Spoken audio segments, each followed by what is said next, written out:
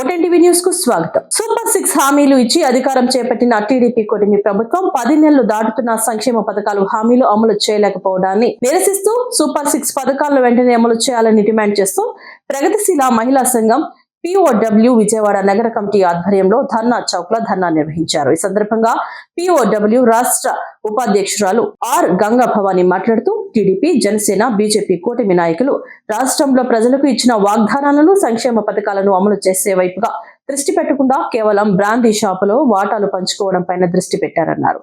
ఎవరికి ఎన్ని షాపులు కావాలో పంచుకొని ప్రజలను దోచుకుంటున్నారని విమర్శించారు.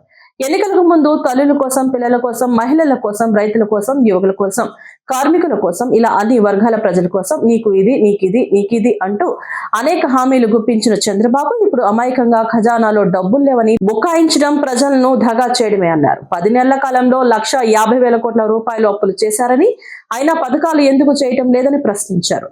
రాష్ట్రంలో మహిళలకు నెలకు 1,500, ఏడాదికి 18,000 రూపాయలు ఇస్తామన్నారని, ఒక్క సంవత్సరం గడిచిపోయిందని గుర్తు చేశారు. గత బకాయిలతో కలుపుకొని ఆడబిడ్డ నిధులు వెంటనే విడుదల చేయాలని డిమాండ్ చేశారు.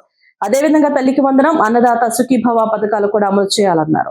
నిరుద్యోగులకు 20 లక్షల ఉద్యోగాలు, నెలకు 3,000 భృతి ఓదరగొట్టిన లోకేష్ ఇప్పుడు మంత్రులపై పెత్తనం కోసం, ప్రతిపక్షాలపై కక్ష సాధింపు చర్యల కోసం తప్ప నిరుద్యోగుల గురించి పట్టించుకోవడం లేదని ఎద్దేవా చేశారు. ఇప్పటికైనా సూపర్ 6 ఇతర ఎన్నికల హామీలను అమలు చేయాలని, లేని పక్షంలో పెద్ద ఎత్తున ఆందోళన చేస్తామని హెచ్చరించారు.